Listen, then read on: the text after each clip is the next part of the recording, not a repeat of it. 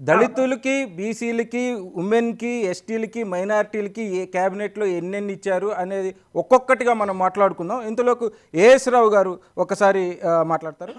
As రావు గారు, ఓవరాల్గా first మనం ఓవరాల్గా క్యాబినెట్లో సామాజిక న్యాయం జరిగిందా లేదా అనేది మాట్లాడుకుని తర్వాత దళితులకి ఏమి ఇచ్చారు, బీసీలకి ఏమి ఇచ్చారు, ఎస్టీలకి ఏమి ఇచ్చారు అని తర్వాత మాట్లాడుకుందాం. ఫస్ట్ ఓవరాల్గా సామాజిక న్యాయం ఉందా లేదా ఈ క్యాబినెట్లో చెప్పండి. ఇక్కడండి ఫస్ట్ ఆఫ్ ఆల్ ప్యానల్ అందరికి కూడా, ఈ యొక్క మైక్ టీవీ వీక్షణ ప్రేక్షకులందరికీ కూడా ముఖ్యంగా ప్రజాస్వామ్యం విజయం చేకూర్చినందుకు అందరికి శుభాకాంక్షలు.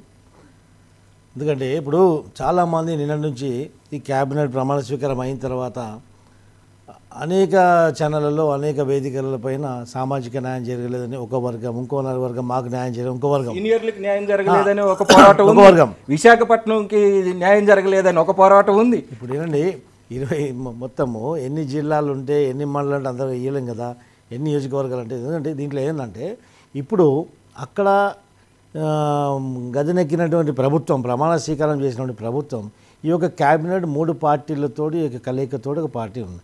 సో దాంట్లో ఏమైందంటే జనసేన కూడా కొన్ని మంత్రి పదవులు ఇవ్వాల్సి వస్తుంది. మళ్ళీ జనసేనలో మంత్రి పదవులు ఇచ్చినప్పుడు వాళ్ళ దాంట్లో కూడా మళ్ళీ సామాజిక ఈక్వేషన్స్ అని చూడాల్సి వస్తుంది. బీజేపీలో కూడా మంత్రి పదవి ఇచ్చినప్పుడు, మంత్రులు ఇచ్చినప్పుడు వాళ్ళకి 5 ఇచ్చినా, 3 ఇచ్చినా, 2 ఇచ్చినా మళ్ళీ అలా సామాజిక ఈక్వేషన్స్ అలా చూడవలసి వస్తుంది. మళ్ళీ ఇక్కడ కూడా చూడవలసి వస్తుంది. ఒకవేళ ఇక్కడ అక్కడ కలిసి అందరూ ఒకే సామాజిక వర్గానికి ఇస్తే మొత్తం ఎట్ లాస్ట్ క్యాబినెట్లో ఒక వర్గానికి ఎక్కువ అవుతుంది.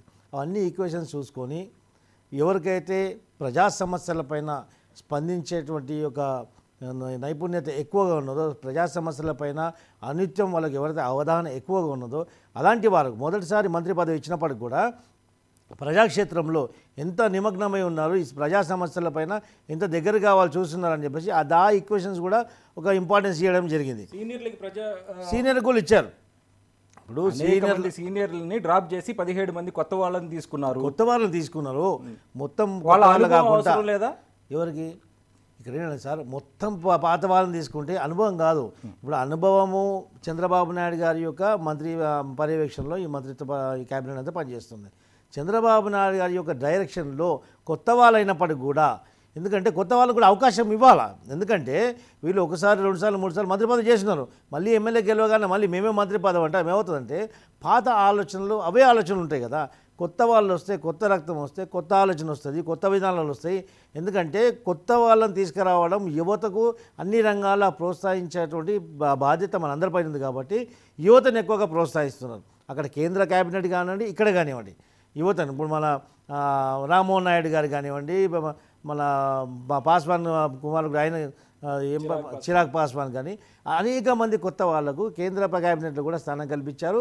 అదేవిధంగా రాష్ట్ర క్యాబినెట్లో కూడా, ఏపీ క్యాబినెట్లో కూడా ఇలా అవకాశం కల్పించారు. ఎందుకంటే వీళ్ళ యొక్క పనితీరు ఏ విధంగా ఉంది, వీళ్ళ యొక్క పనితీరు ఏ విధంగా తెలుస్తుంది. ఆ తర్వాత మళ్ళీ క్యాబినెట్ విస్తరణ ఉంటుంది. ఆ తర్వాత ఇప్పుడు పాత వాళ్ళని పక్కకు పెట్టంటే విస్మరించినట్టు కాదండి. వాళ్ళ సేవలు కూడా ఏ రంగంలో ఇంకా వేరే రంగాలు చాలా ఉన్నాయి. అవసరమైతే ఇప్పుడు ఉన్నటువంటి క్యాబినెట్ వాళ్ళ యొక్క పనితీరు అంతా అప్డేట్ కానప్పుడు, అంతా మనం అనుకున్న రీతిగా ముందు పోనప్పుడు పాత వాళ్ళ సేవలు వినియోగించుకుంటారు. 6 సార్లు గెలిచిన వాళ్ళు, 7 సార్లు గెలిచిన వాళ్ళు, వీళ్ళందరూ అసెంబ్లీలో రేపు మనకి అసమ్మతి గలం వినిపించే అవకాశం లేదా బయట? కానీ నేను అసమ్మతి గలం కాదండి. ఈరోజు పరిగెట్టాల్సిన అవసరం ఉంది. ఈరోజు అధోగతి పాలైపోయింది ఆంధ్రప్రదేశ్ రాష్ట్రం. ఆంధ్రప్రదేశ్ రాష్ట్రాన్ని ఒక వేగంగా వేరే రాష్ట్రాలకు పోటీగా మనం తీసుకెళ్ళాలంటే ఒక పరిగెట్టే ఒక నాయకుడు కావాలి. ఆడ పరిగెట్టే నాయకులు చాలా అవసరం. పాత నాయకులకు ఉన్న నైపుణ్యత ఉంది, నైపుణ్యత లేదని అనట్లేదు. వాళ్ళకి ఎక్స్పీరియన్స్ ఉంది, అనుభవం ఉంది, నైపుణ్యత ఉంది. కానీ కొత్త వాళ్ళకు కూడా మనం అనుభవం ఇవ్వాలా. రేపు రానున్న తరంలో మనం ఇప్పుడు నాయకులను తయారు చేయకపోతే రేపు రాజకీయ వ్యవస్థ పైన అనుభవం లేనివంటి వాళ్ళు మళ్ళీ రాజకీయ రంగంలో వస్తే మొన్న జరిగినటువంటి ప్రభుత్వంలో ఏ విధంగా విఘాతం జరిగిందో అదే విఘాతానికి మనం కారకులు అవుతాం. ఈ విఘాతానికి కారణం అవ్వకుండా ఉండాలంటే దళితుల్ని నిర్లక్ష్యం చేయాల్సిన అవసరం ఉందా? అంటే 24 మంది క్యాబినెట్లో 2 దళితుల్ని తీసుకున్నారు అంటే వాళ్ళ పాపులేషన్ ఎంత? పద్మారావు గారు రేజ్ చేసిన పాయింటే, 2 తీసుకున్నారు అంటే ఒక దగ్గర 17%, అది 2011 సెన్సస్ ప్రకారం 17% ఉన్న పాపులేషన్. మీరు జనాభా ప్రాతిపదికన మీరు మాట్లాడుతున్నారు, సామాజిక ఈక్వేషన్ మీరు మాట్లాడుతున్నారు. మీరు అనుకుంటారా క్యాబినెట్ విస్తరణ ఉండదు అనుకున్నాను? మీరు అనుకుంటారా క్యాబినెట్ ఎక్స్పాన్షన్ ఉండదా? మీరు చెప్పండి. ఎక్స్పాన్షన్ ఉండే అవకాశాలు లేదా చెప్పండి. క్యాబినెట్ మనకి మినిమం మార్క్ ఉంటుంది, 25కి మించి ఉండదు. ఇంకొకటే పోస్ట్ మిగిలి ఉంది. అది రేపు మార్పులు చేర్పులు మళ్ళీ క్యాబినెట్ విస్తరణ జరుగుతాయండి. దాంట్లో మార్పులు చేర్పులు జరగచ్చు. ఇప్పుడు గతంలో ఉన్న ప్రభుత్వం 25 మందిని వాళ్ళు సగం మంది రిప్లేస్ చేసి మళ్ళీ సగం మందికి ఇచ్చారు కదా. అలాంటి వాళ్ళు వీళ్ళు కూడా కొత్త వాళ్ళు కూడా అవకాశం ఇచ్చాం కదా. వాళ్ళ పనితీరు కూడా చూడాలి కదా, వాళ్ళ నైపుణ్యత కూడా చూడాలి కదా. వాళ్ళ నైపుణ్యత చూస్తాము, అవసరం ఉంటే వాళ్ళని తొలగించి మళ్ళీ పాత వాళ్ళకి తీసుకుంటాం కదా. అప్పుడు కూడా ఈక్వేషన్ చూస్తాం కదా. ఎందుకంటే ఇప్పుడు దళితులకు మేము 2 ఇచ్చాము, మాలకు ఒకటి మాదిగా ఒకటి ఇచ్చాము కాబట్టి అక్కడ జనసేన నుంచి కూడా బీజేపీ నుంచి కూడా ఇలా ఉంటాయి కదా. ఒకటే సామాజిక వర్గానికి 3 పార్టీలు కలిసి కూడా ఒకటే క్యాబినెట్లో ఉండాలి కదా. కాబట్టి ఒక సామాజిక వర్గం ఎక్కువ కాకుండా ఇచ్చారు. నెక్స్ట్ క్యాబినెట్ ఎక్స్పెన్షన్ ఉంటుంది. ఎందుకంటే ముఖ్య ఉద్దేశం ఏంటంటే రేపు యువకులకు మన అవకాశం కల్పించాలా. 25లో 13 మంది అగ్రకుల నాయకులకి మంత్రి పదవులు దక్కినాయి. ఎస్సీ ఎస్టీ బీసీ మైనారిటీలకి బిలో 50%, అంటే 85% పాపులేషన్ ఉన్న జనాభాకి బిలో 50% క్యాబినెట్ సీట్లు దక్కినాయి అనేది ఒక ఆర్గ్యుమెంట్. సార్ ఇప్పుడండి ఈ జనాభా ప్రాతిపదికన మనం చూస్తే ఏ రాజకీయ పార్టీ జనాభా ప్రాతిపదికన టికెట్లు ఇస్తున్నారండి? భారతదేశంలో సోషియో కాన్షియస్నెస్ పెరిగింది. కుల జనగణన జరగాలనే ఒక జరగాల, బీసీ జనగణన జరగాల అనేక ఉద్యమాలలో నేను కూడా ఒక బీసీగా అనేక ఉద్యమాలు పాల్గొన్నా. ఎందుకంటే అనగారిన కులాలని అగ్రవర్ణాలు అణచెదొక్కుతున్నారు. స్వాతంత్రం వచ్చింది ఇప్పటి వరకు కూడా. ఇప్పుడు నేను నాయి బ్రాహ్మణ సామాజిక వర్గం చెందేవాడిని. మా సామాజిక వర్గం ఇప్పటిదాకా రాజకీయ అవకాశమే దొరకలేదు. అనేక వేదికల మీద పోరాడుతున్నాను. ఇక్కడ వరకు నాకు మా సామాజిక వర్గం ఒక్కరు కూడా చట్టసభలో ప్రవేశించింది లేదు. మేము దాని వివక్ష మేము ఎదుర్కొంటున్నాము. అయినప్పటికి కూడా మేము పోరాడుతున్నాం కదా. మాకు తెలుసా బాధ ఏందో, మేము స్వయంగా అనుభవిస్తున్నాం. కాబట్టి అగ్రకుల అరాచకం అనేది అప్పటి నుంచి ఇప్పటి వరకు ఉన్నది. అది దాన్ని ఎదిరించాల్సిన అవసరం ఖచ్చితంగా ఎదురుస్తున్నారు. మాలాంటి వాళ్ళు ఎదిరిస్తున్నారు, మాలాంటి వాళ్ళు ప్రయత్నం చేస్తున్నారు. మాలాంటి సామాజిక వర్గాలకు అప్లిఫ్ట్ చేయడానికి 100% రాజకీయంగా మేము అప్లిఫ్ట్ కావడానికి కూడా మేము ప్రయత్నం చేస్తున్నాం. తెలంగాణలో ఒక బీసీ చైతన్యం వచ్చిందంటే తెలుగుదేశం తర్వాత వచ్చింది అనేది ఒక మనకి ఖచ్చితమైన ఒక గతంలో తెలుగుదేశం పార్టీ ఆవిర్భావం ముందు ఈ రాజకీయ వ్యవస్థ మొత్తం కొన్ని వర్గాల సంపన్న వర్గాల చేతుల్లోనే ఉండే. ఈ బీసీ ఎస్సీ ఎస్టీలకు రాజకీయం అంటే మనకు సంబంధించింది కాదు అన్నట్టు విధంగా ఉండే ఆ రోజు సామాన్యుని సైతం తీసుకొచ్చి శాసనసభ సభ్యునిగా చేసిన ఘనత ఎవరికి? చంద్రబాబు నాయుడు గారు, మన ఎన్టీ రామారావు గారికి దక్కుతుంది. అలాంటి ఒక పార్టీ బీసీలకు ఆల్వేస్ పెద్దపీట వేస్తుంది. అన్ని సామాజిక న్యాయం అన్ని పార్టీల కంటే నేను బల్లగుద్ది చెప్పగలుగుతాను. అన్ని పొలిటికల్ పార్టీని కంపేర్ చేసుకుంటే తెలుగుదేశం పార్టీ సామాజిక న్యాయం పాటించే దిశగా ముందుకెళ్తుంది. గతంలో కూడా ఇప్పుడు కూడా. కోటేశ్వరరావు గారు, అన్ని పార్టీల కంటే తెలుగుదేశం పార్టీయే సామాజిక న్యాయాన్ని పాటిస్తుంది అని మనకి ఏఎస్ రావు గారు అంటున్నారు. మీరేమంటారు ఈ కామెంట్ మీద? ఇప్పుడు సామాజిక న్యాయం అంటే నేను ఇందాకే చెప్పాను, పదవులు ఇవ్వడం, లేకపోతే కొంతమందికి ఎమ్మెల్యేలు ఇవ్వడం, ఇది సామాజిక న్యాయం కాదు. ఆర్థిక పరంగా బడుగు బలహీన వర్గాలకి వాళ్ళని ఆర్థికంగా చేసినటువంటి ప్రయోజనం ఏమిటి, మేలేమిటి అనేటువంటిది డీట్రైగా ఉండాలి. ఇంపార్టెంటే కదా అనేది ఒక డిస్కషన్.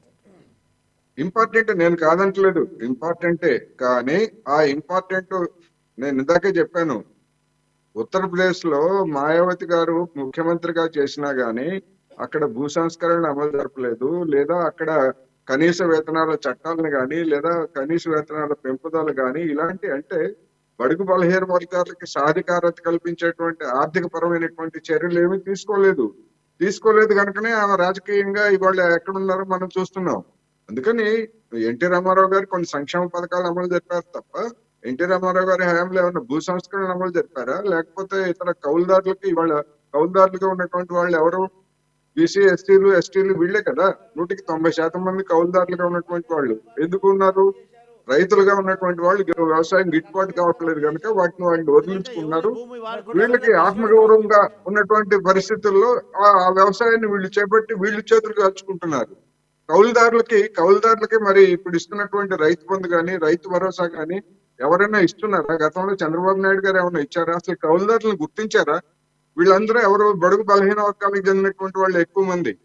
అందువల్ల ఆర్థిక పరంగా ఇప్పుడు కబుర్లు చెప్పడం లేకపోతే కొన్ని సంక్షేమ పథకాలు అమలు జరపడం కాదు, వాళ్ళకి అసలైనటువంటి సాధికారత కల్పించేటువంటి ఎజెండా ఎవరు అమలు జరిపారు అనేటువంటిది ఇప్పుడు భారతదేశంలో సరే ఇవాళ కమ్యూనిస్టులు పశ్చిమ బెంగాల్లో ఓడిపోవచ్చు, లేకపోతే ఎదురు దెబ్బలు తినొచ్చు, కానీ భూ సంస్కరణ అమలు జరిపింది, కౌలుదారులకు ఒక చట్టబద్ధత రక్షణ కల్పించింది ఏకైక రాష్ట్రం ఏదైనా ఉందంటే అది పశ్చిమ బెంగాల్. ఇవాళకి అదే పరిస్థితి అక్కడ ఉన్నది.